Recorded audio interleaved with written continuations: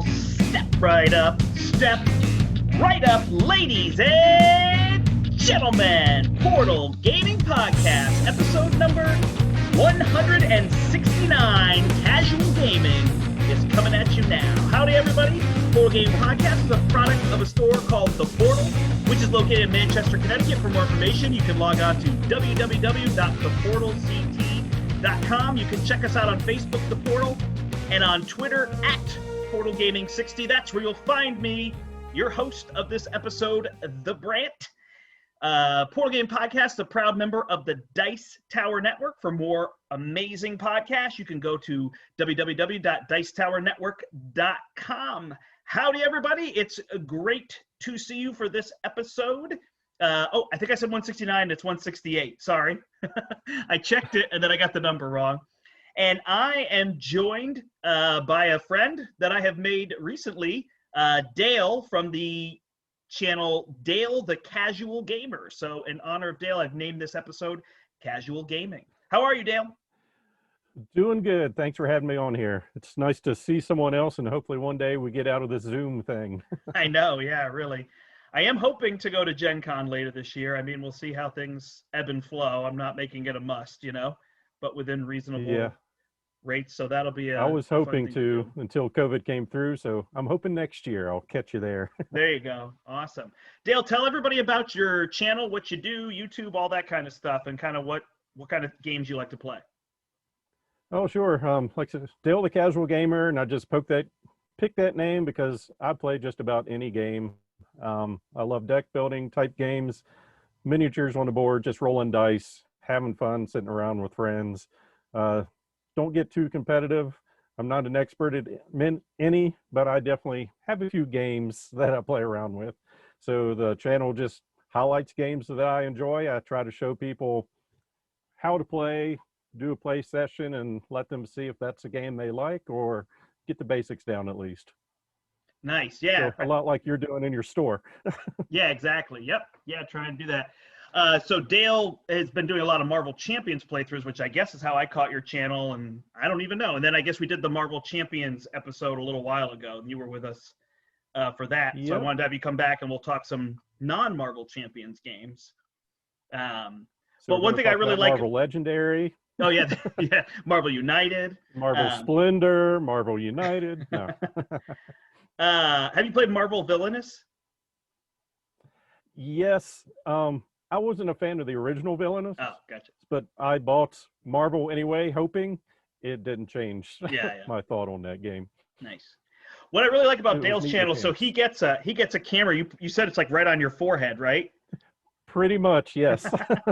And he just gets a great view of his table, like that table for one view. It's just a great angle, and you do a great job explaining the game and your thoughts. So it's a really good place to learn from a playthrough. You're kind of doing that playthrough, learn through. And then I always joke with my wife because do you know who Tom Bodett is? I've heard the name, but I can't think of it right now. So he's a writer and a speaker and whatnot. He's on the show Wait, Don't Tell Me, which is on NPR. So he's one of the panelists on there. And then he's famous for the Motel 6 ads. We'll leave the light on for you. And your voice always reminds me of that. So Dale, will you say, we'll leave the light on for you? Yep. Come over, play a game. We'll leave the light on for you. See, it's exactly like Tom Bodett. So I love that about your channel. But it's exactly like you said, it's casual gaming and you're just so laid back. So it's a really fun channel. So if people haven't seen it, go check out his channel, give it a like, give it a subscribe, and there's all sorts of games. So besides Marvel Champions, what else? What are some other games on your channel? Good grief. When I started the channel, I guess I did some Batman Gotham City Chronicles. And then that time, I think the Pathfinder card game came out, the second edition of that. So I went through a lot of those scenarios. And then, I've always been a huge Marvel DC Comics fan. So when I was hoping Fantasy Flight would make a living card game and Warhammer Invasion came out, I was like, you know what they need to do? So 10 years later, they did. So there you go. But I play just about anything. So I'm looking behind Sorry, what were you saying? Sorry. My internet went out and now it's back. No, I'm sure I'm like most people. I'm just realizing some of the games you have sticking out behind your head and trying to figure out, have I played that or not, or do I need to play it? So I see the Fallout. Runestones is one I need to play that I haven't done. So Yeah, there's a couple I don't have here actually because they're still at the store. We were filming like a top 10 games, and then our internet cut out on us. We were doing top 10 games you might have missed, and there's one on there. I don't know if you played it. Batman Gotham City Under Siege. Have you ever played that one? No, I have not. That's what I just did not get into. Yeah, you should check that one out. It's a very if it's got Batman in it, I'll try it at least once. Yeah, it's a much more basic than that big, whatever that one was, Batman Gotham Chronicles. Is that what it was called? Yeah, that was a beast. The rule book was written like laws and regulations, so it was difficult to get through. And there was just so much iconography. It was a bear to teach. So it didn't get many plays. But I'll never get it because the miniatures are awesome. Yeah. Oh, yeah, there definitely are. There was like a car and a T-Rex in there, right? Oh, yes. Yeah. I mean, the Kickstarter on that thing went insane. Yeah. But nice. Yeah, I'm more like you. What games are you up to? I like to play a lot of different things. I've really found myself playing not even heavy like Euro strategy games. I've been playing like what I would call medium weight games.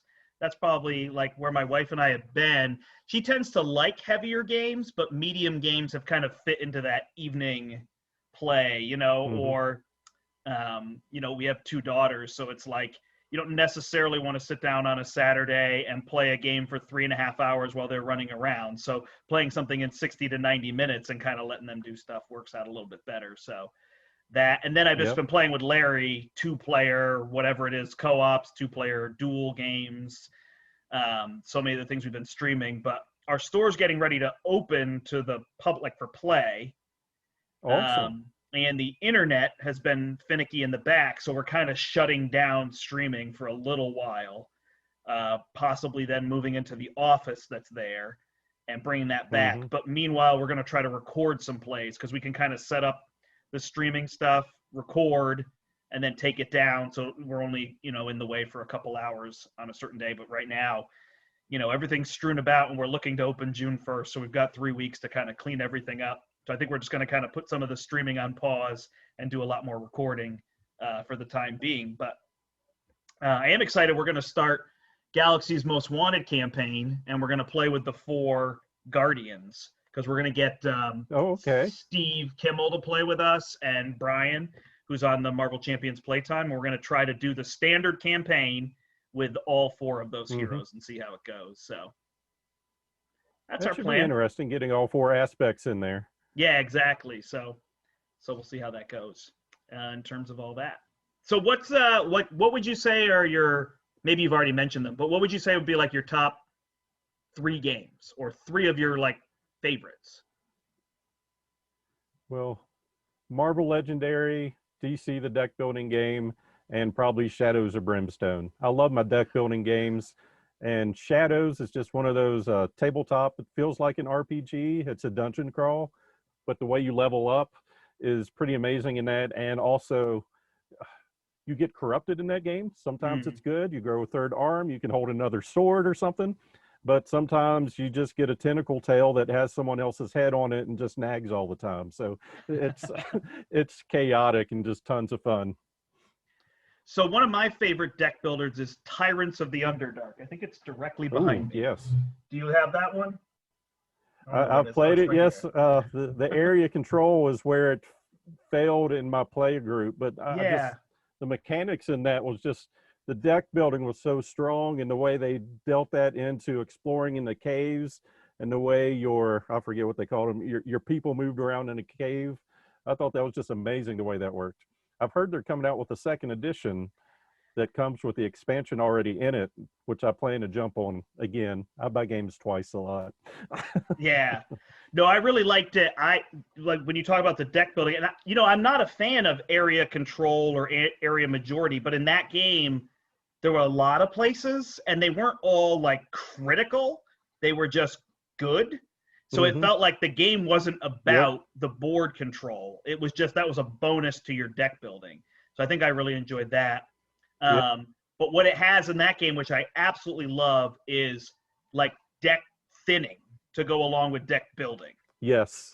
And when you remove Yes, cards, and and in that that game, right. they're worth more points if you remove them, which is icing on the cake. Like, not only do I want to get rid of the cards, but I want to figure out, ooh, if I get rid of this now before the game's over, it's worth more points. So all of a sudden you start going on a mad dash to do that. And it reminds me of like Heart of Crown is a really good deck builder where you do like the deck removal, and Valley of the Kings. If you've ever played either of those both are deck builders. I played Valley of the Kings once, I think.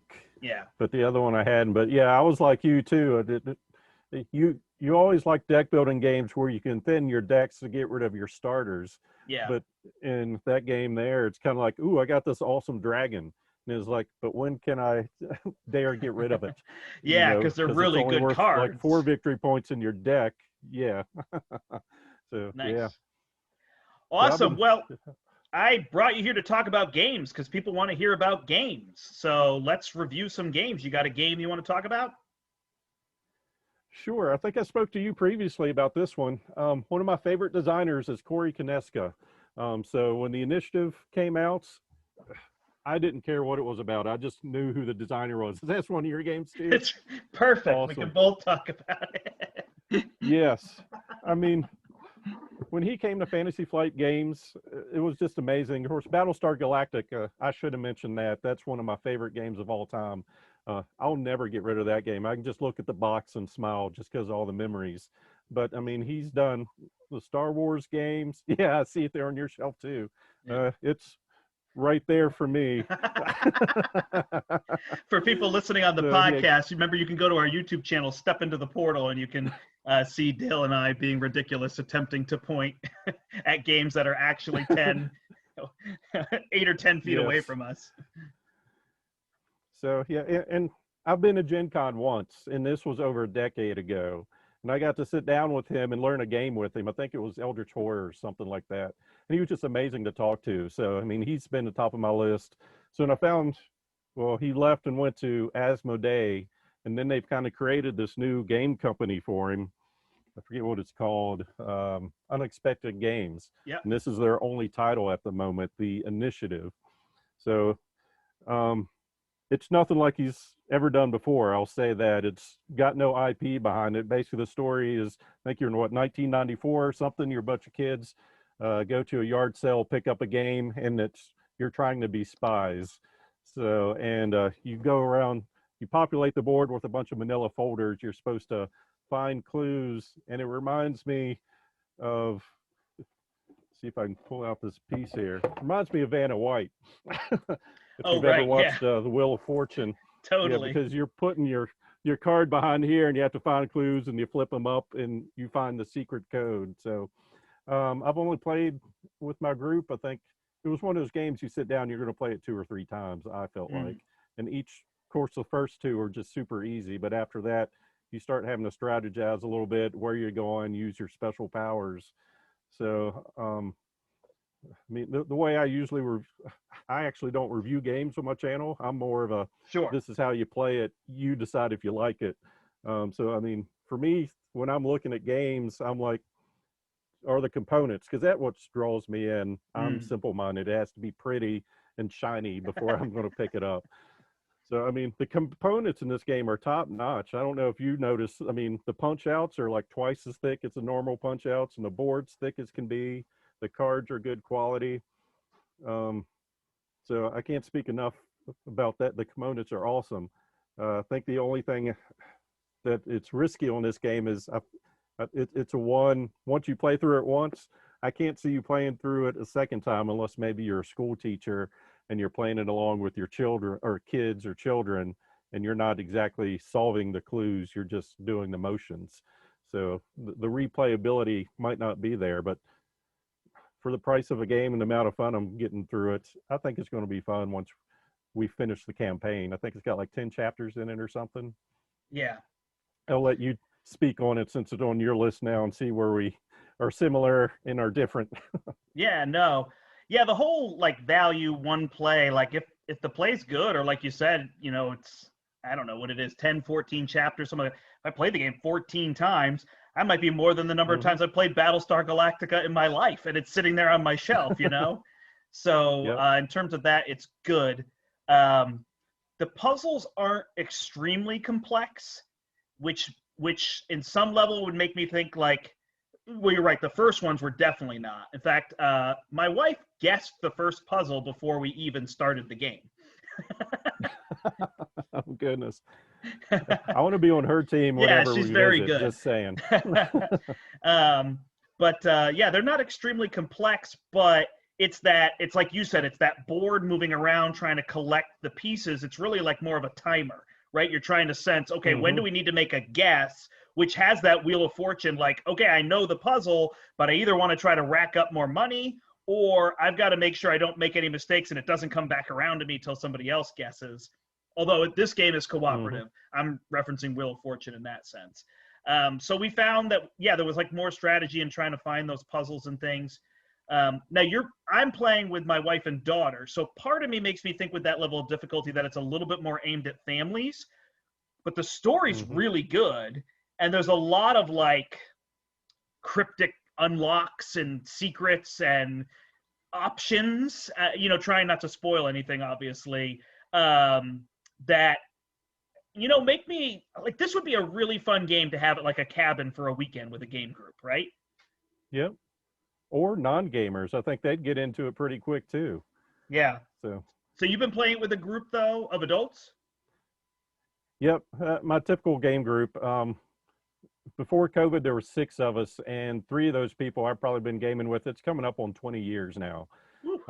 COVID, we had 2 of those people. They haven't shown up yet, but I think everyone's gotten their shots, and maybe, fingers crossed, within the next month or 2, we'll all be able to get all 6 of us back, and I foresee a Battlestar Galactica game when that happens. I mean, there's nothing better than seeing your friend for the first time in 2 years and lines to their face. So. Oh my goodness, yeah, yeah. I've had 1 or 2 people over to the house to play games, in terms of all that. So, but yeah, initiative's been going well with your group. Sorry. Yeah, well, we've only played it one sitting, but we went through 3 or 4 chapters. And then it was 3 a.m. and we said, yeah, we're done for now. We'll pick it up next time, kind of thing. So I see us finishing it. I don't know what's going to happen with it after that. I mean, it's typically my games, I sell them at half price or less afterwards. I just like, well, looking behind you, you've got to call your collection. And I'm not so much about making a profit on it. I just want the game to go and bring some fun to some people. So I think this does it. I'm really shocked with it. I do hope Corey gets some new IPs or big IPs again, because I still like those games. They're easier to get to the table. So I had to do some talking to get it started. But once we did one game, it was, let's immediately play the next one and then go on. Yeah, and that's what it does a great job. So that would be my kind of assessment is, like you're saying, I love to review games. I don't know that I could say until I actually finish it, but it was enough that I wanted to talk about it, because I wanted to say, like, the first game was kind of like, okay, I want to play again. And the second game was like, oh, I definitely want to play again. And each one makes me want to play more. And the story's getting more interesting. The options are getting more interesting. The secrets are getting more interesting.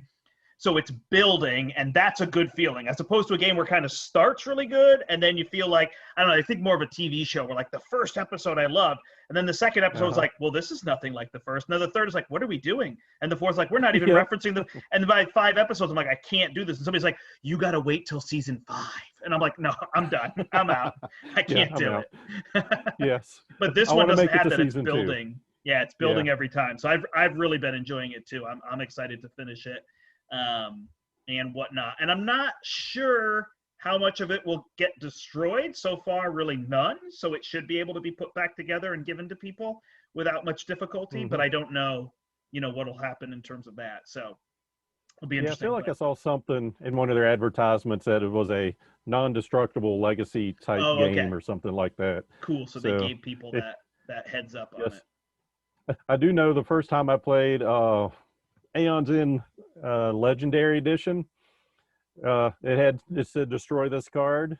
I've never seen grown-ups freak out so much. I ripped the card right in front of them, and everyone just, well, they're like, what did you just do?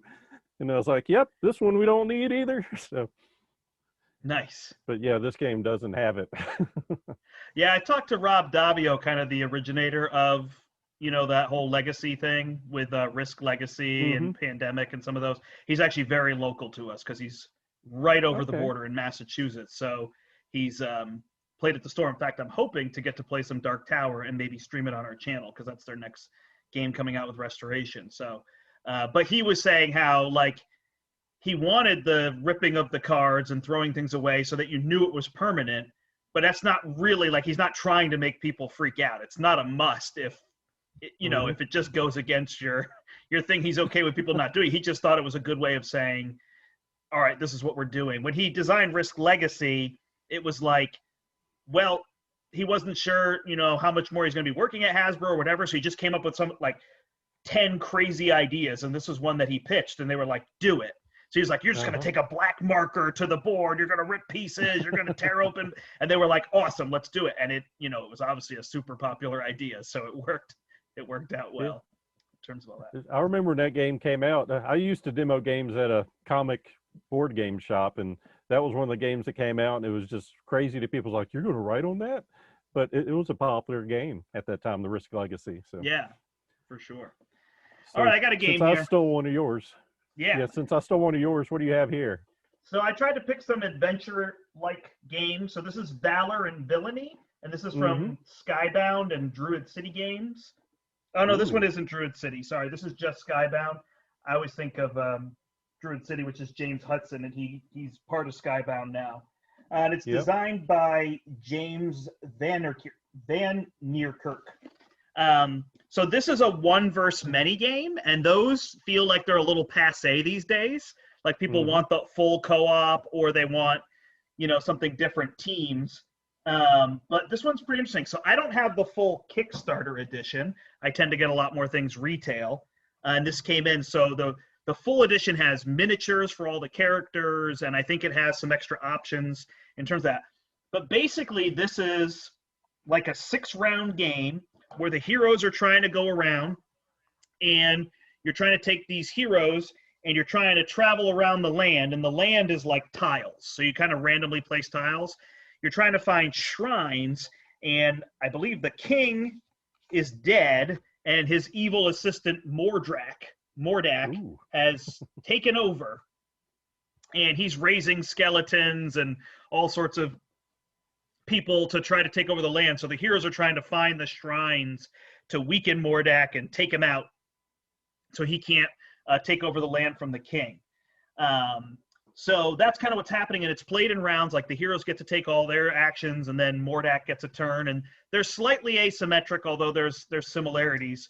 So I don't have the miniatures, I just have the standees, but they're nice art. They don't bother me too much, especially like I'm just moving tile to tile. I'm not, again, I like miniatures, but I don't have a problem with a game being a little less cost for me, and that's all I'm doing. If I can paint the miniatures or I can play a game on a tabletop, that works a little better. So the game is basically a dice rolling game. You have statistics, and they tell you this is how many dice you roll, and there's white, yellow, and red, and they're kind of tiered with more hits.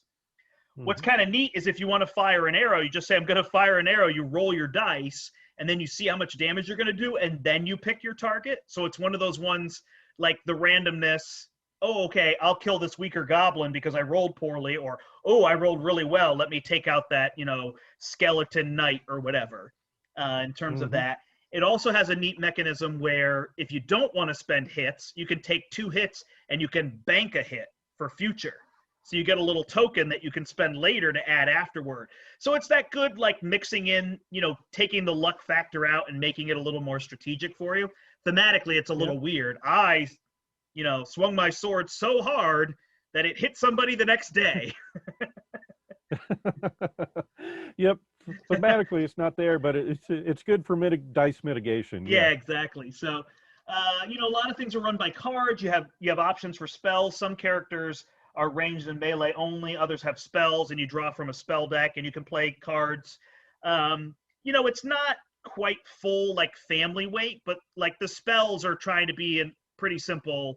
It's a you're going to cast a fireball, so you're going to roll 2 additional red dice. Like it's just it's not trying to make it like a Marvel Champions where you have to read this technical document to understand what the card is saying or whatever. In terms of that, and so Mordak gets these rounds. What's really neat is as you kill minions and collect treasure, you put them in a little stash, and people can just kind of swap out for the different treasures they want. And then at the end of the round, you sell everything.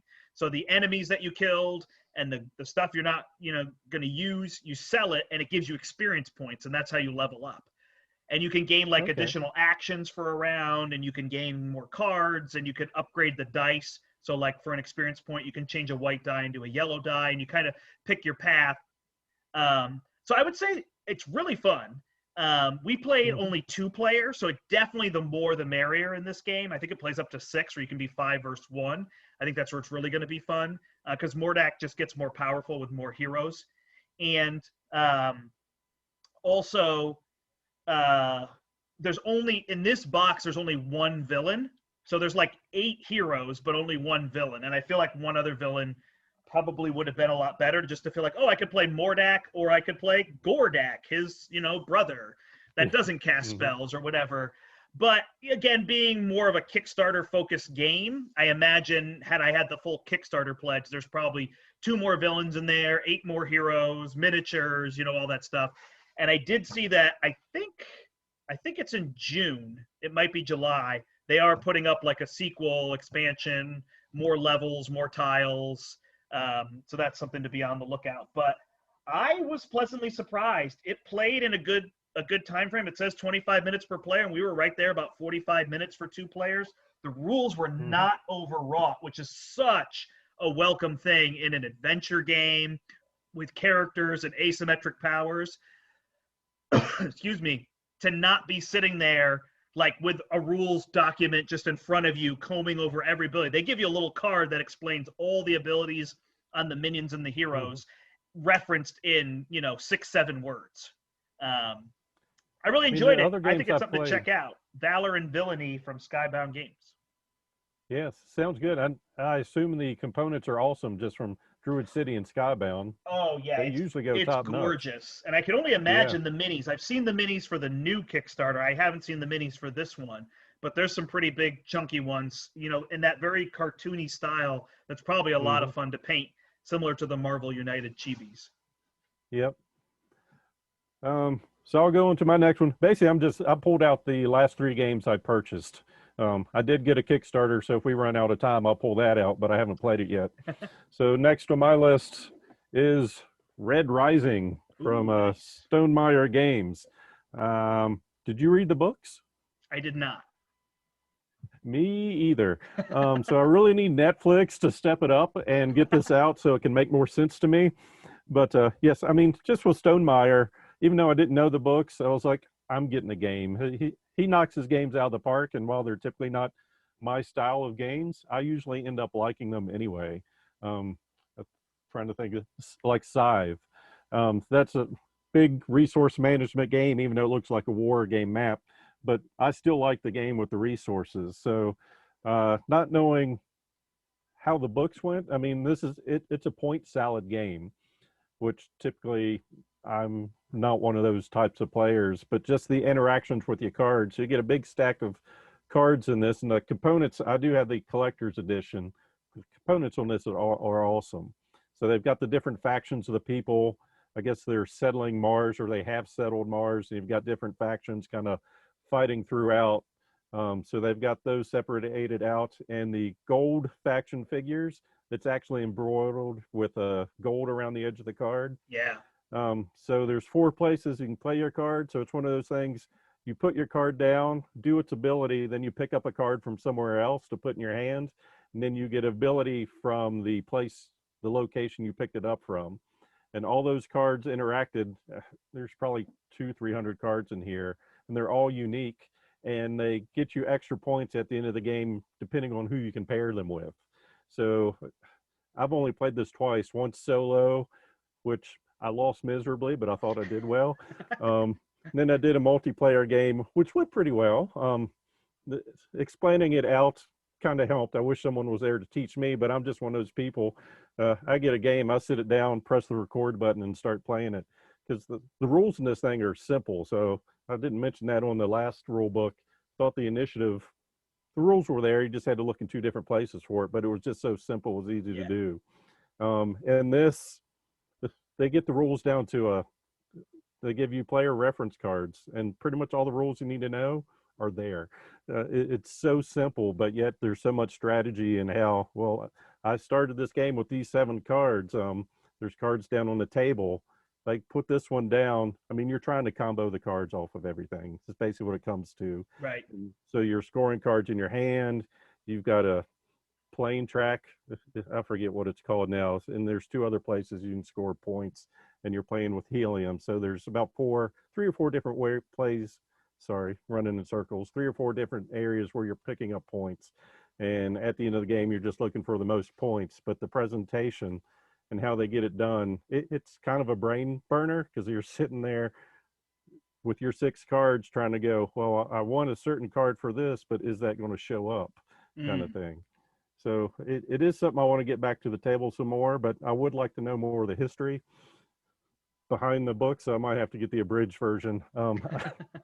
Netflix isn't going to get it soon enough, but I'd recommend it for people that like the point salad games, or I'm curious to talk to someone that's read the books to see how it lines up with the different factions and the different locations, and just if that makes sense. I know Stonemeyer, or can't think of his name, Jamie. Yes, I know he was a big fan of the books, and he was so excited to get this IP and put it together. So I'm sure the theme is there. I'd just like to see it myself. Like I said, the components are good, the rules are easy, and I see lots of replays on this just because of the amount of cards. So if you haven't played it, I would recommend it. So yeah, no, I definitely want to play it. It's I don't know, games like that I wasn't sure. I'd kind of wait to see what other people are saying, or just till we get it retail or whatnot. But I love how he does those collector's editions and all the sorts of options. I mean, he definitely knows what he's doing in terms of all that for those games. Now, I know he based it off a game that I absolutely love, which is called Fantasy Realms. Have you ever played that game? Oh yeah, yeah, I like Fantasy Realms a lot, and I think it plays great. Yeah, that was all drafting too. Yeah, okay. Yeah, I can see some similarities there.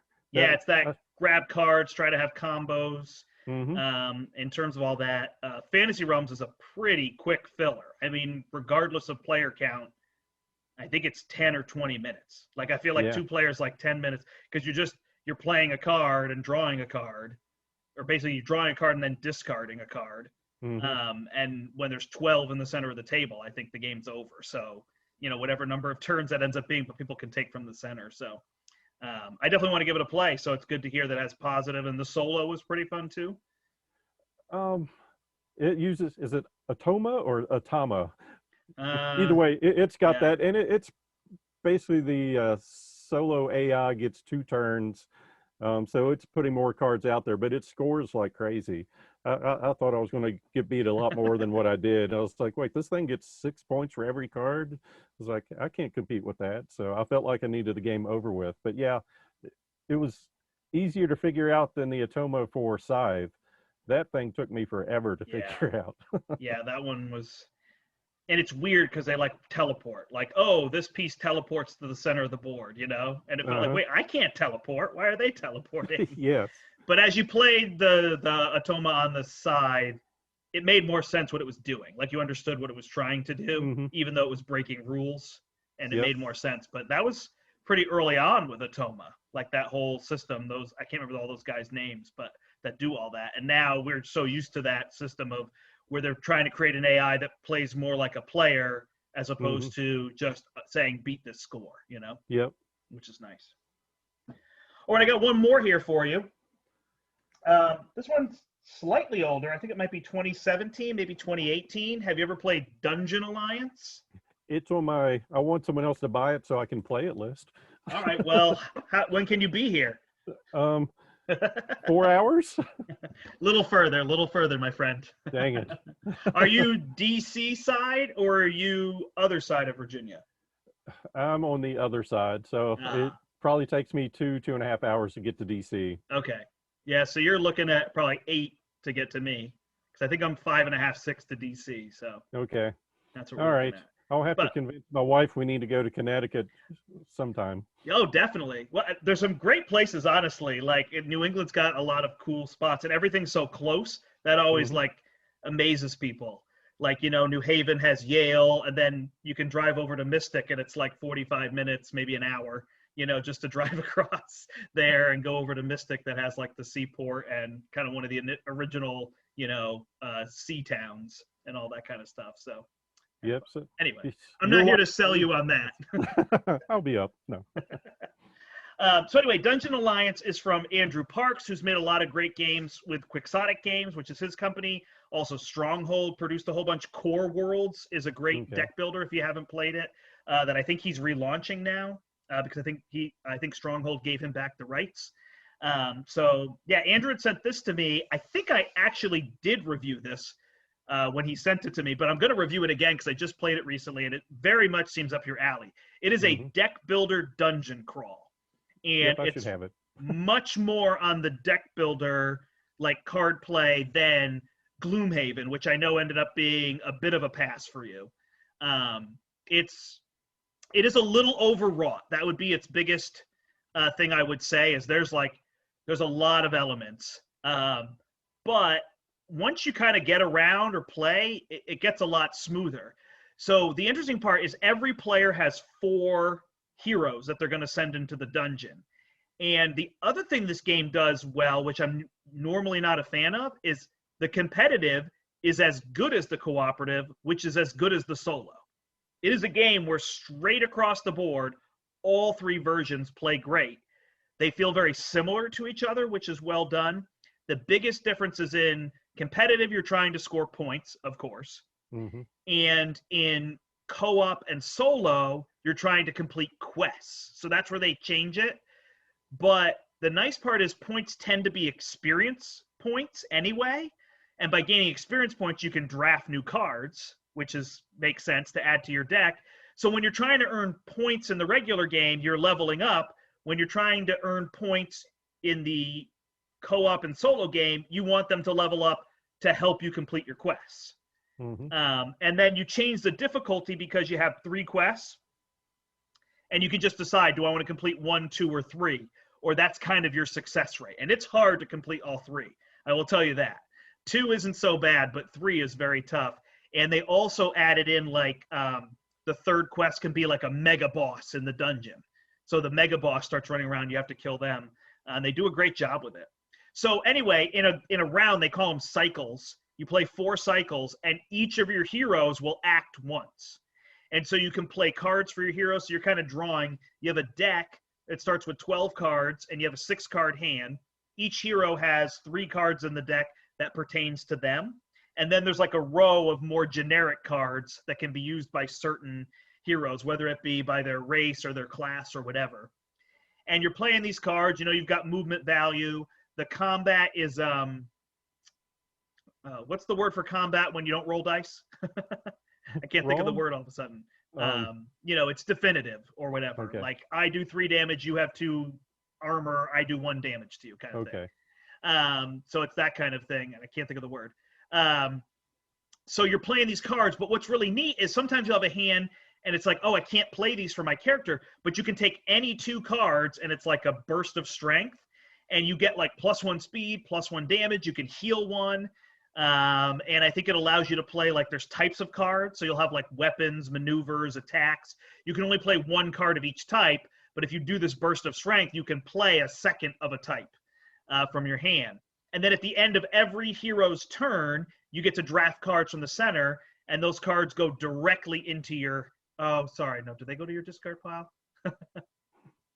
I can't remember. I think they might actually go to your, no, I think they do go to your hand.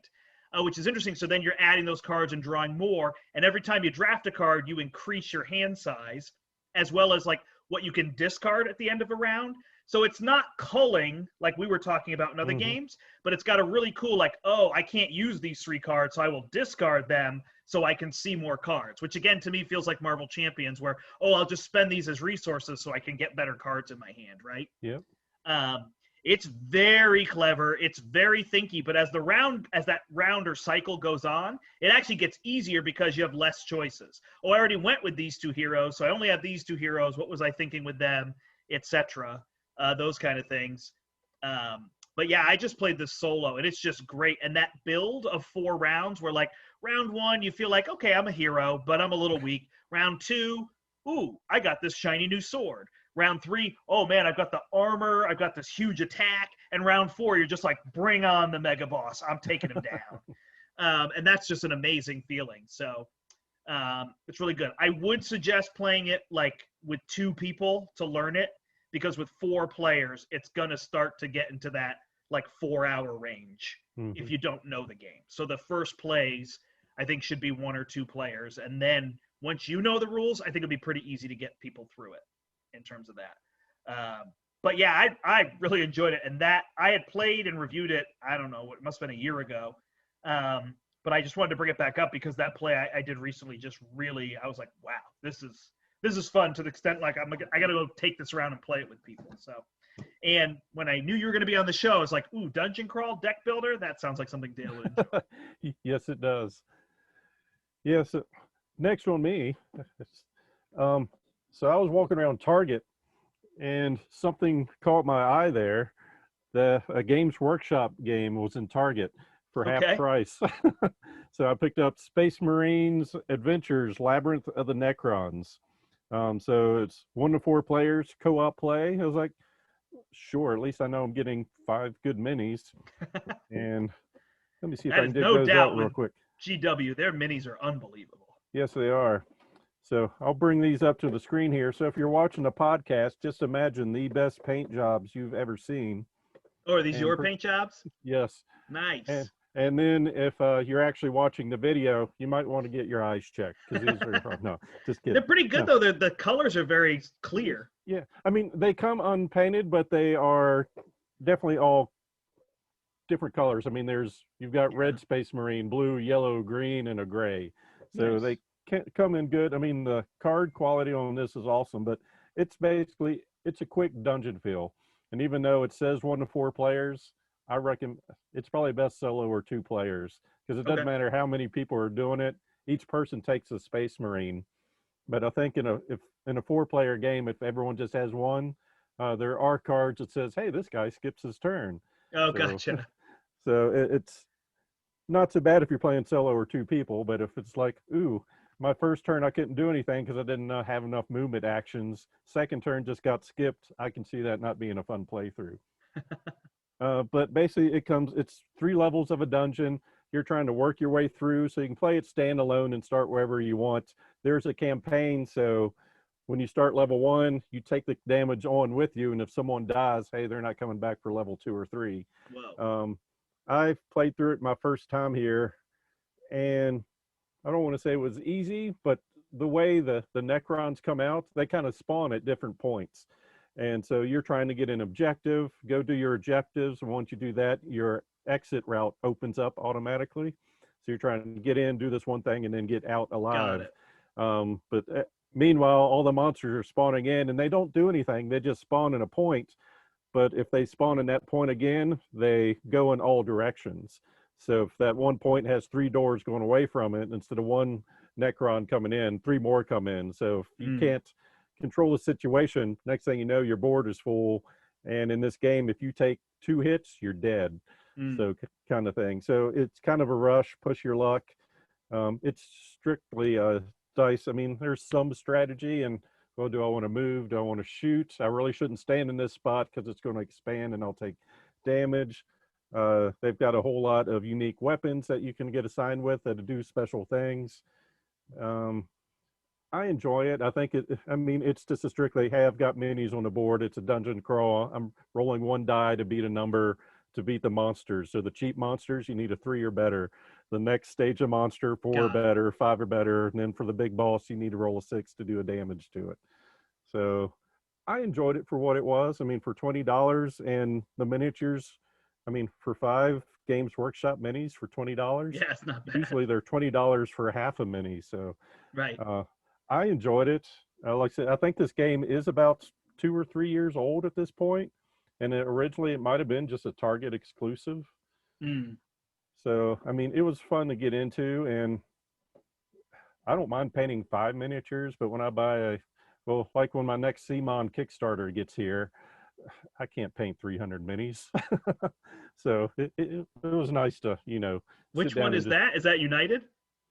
well, yeah, United, there's way too many minis in that game. And then I got the, wanted Undead or Undead or Oh, Alive. zombie side. Got it. Zombie side. Yeah, I have so many minis I want to paint, Yeah. but as my hand gets shakier and my eyes get worse, I just paint for table presence because it just looks better than just a gray thing there.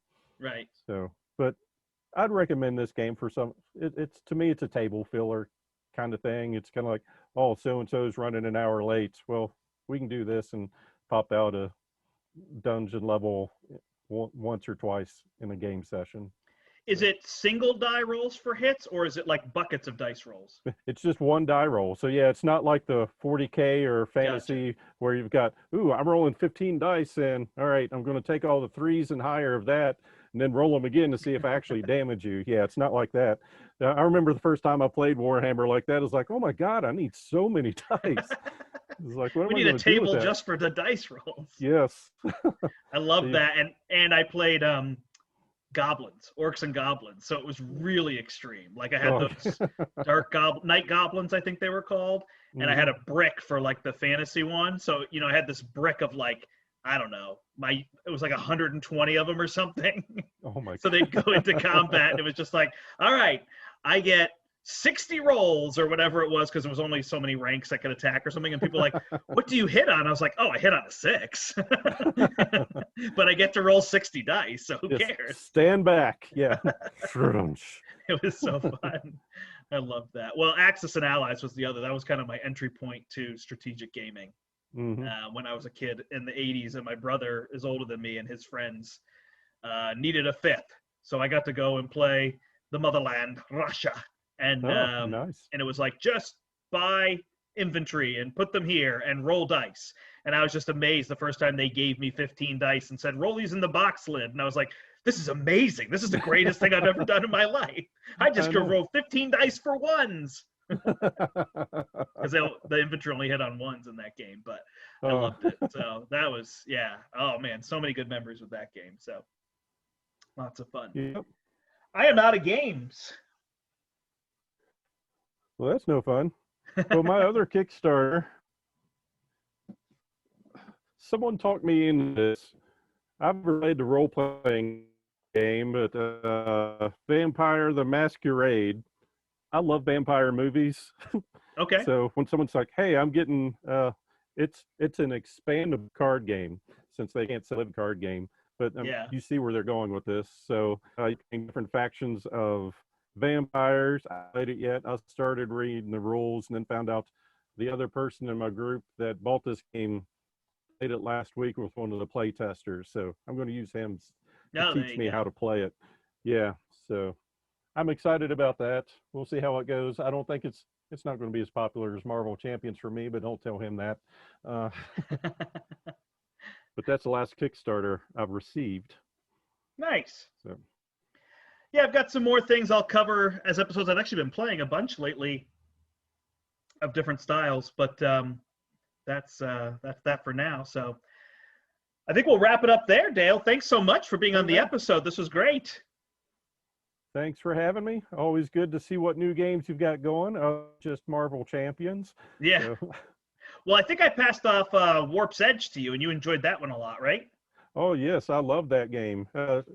If I ever do a top 10 list for solo games, that's on there somewhere. Nice.